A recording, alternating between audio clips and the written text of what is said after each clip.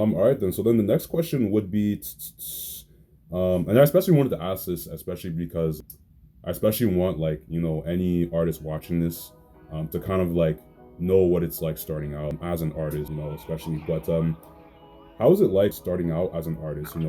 Especially separating yourselves, doing college shows, because I remember, especially at that time with Christian hip hop, that was around the time where like a lot of Christian artists were doing like church shows, a lot of conferences, and that was a big movement. Youth group conferences. I remember even like watching you early on, like for the most part, you guys are doing like college shows and everything like that. So basically, yeah. Sorry, the question is like, how is it like starting out as an artist?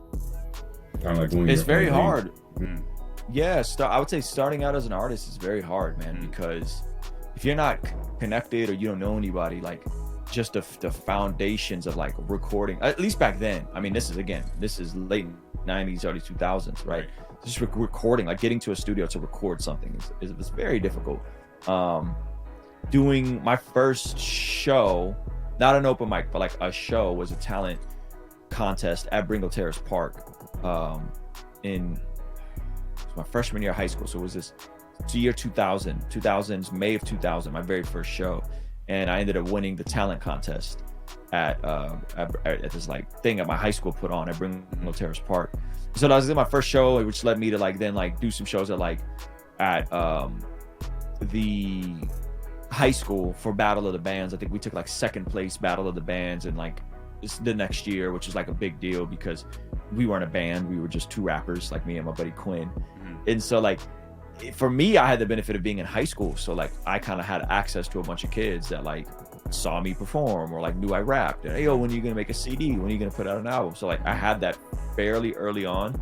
So I would say initially it was hard, but then like the more I did stuff, the more opportunities would open up. Meaning like, so I won that talent show at Bringle Terrace Park, and then there was something else that happened, and before I knew it, the city of Vista gave me a job throwing concerts at Bringle Terrace Park. As soon as I turned 16, I'm old enough to work, I got a job throwing concerts, which was pretty, and it wasn't like a crazy amount of hours. It would be like whatever it took me to plan, organize, promote, and the event itself. So I'd get maybe like, I don't know, 20 hours to throw an event once a month, right? But that was pretty amazing to be able to do that as a kid in high school, so like I started getting opportunities presented to me just because there wasn't anyone really doing what I was doing. And then all the other guys that rapped, I would just throw my own shows. The city of Vista was giving us the venue and the sound system. Wow. And so we would just throw shows at the city of Vista, Bringle Terrace Park. There's a little venue there with a stage. It was like their community center. And then like along the same time, I'm also getting saved, right? So I'm starting to go to church. Right. So then I kind of like am playing with this idea of like throw a dope concert, but also like kind of preach the gospel at a city sponsored event. And then we would do cross genres. So we would do hip hop night and rock night. So then we would have a bunch of rock bands and then a bunch of hip hop groups, And so this is all throughout high school that I'm learning these things, and I'm skill stacking. Like I'm combining my skill of being a rapper and my skill to like draw interest in rapping, because again, not a lot of people were rapping back then. I'm skill stacking that with being an event planner and then building relationships with different types of bands. Thankful that I had some people give me opportunities fairly early on to do some cool stuff, if that makes sense. Okay, cool. All right. Sorry, give me a sec. I'm just gonna try something because my Wi-Fi's been kind of bugging out. Yeah, I was gonna say something you could do, and I don't know if this ruins what you're doing, but you could potentially turn your camera off, which may allow you to capture me without, you know what I mean? Oh yeah, right.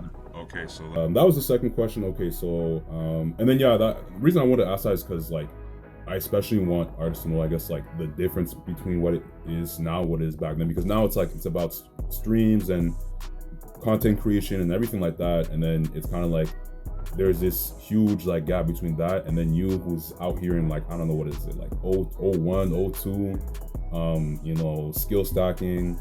That was back when like, people were giving out CDs and everything like that. So you gotta develop those skills and relationships. Back then it seemed like you really have to be out there. And also like, yeah, you were, probably selling out CDs, everything like that. Streams didn't exist back then.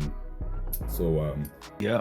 yeah, no. Yeah, it's a different climate. I think the cool part though is if I'm a young artist and I'm coming up, like I would try to combine the best of both worlds, right? Like there are definitely certain artists that like, man, they could just make great music and just live off their streams. But those folks are so rare versus the person that can like hop on Peer Space and rent their own venue and throw their own concert, you know, in their local hometown, and then make that concert annual festival where they bring on other artists, right? Like that requires a different skill set, but it's not that complicated. Like it's a sound system, lights, venue, security, and then Eventbrite. You know, Eventbrite, you could print some physical tickets if you want to. So it's not that difficult if you really think about it. It's just people are afraid to try. But what that does is that allows artists to not just be consumed with the internet, because it's different when you do music and you try it on an audience. It's different when you put out music and then perform it on an audience and then realize, oh, this kind of goes over different. Some songs you could start thinking of songs different, because like if it's easier for an audience to sing along or say it back to you, that song's probably going to be easier to drive replay value in the streaming era. So I think a lot of it kind of overlaps more than people would think.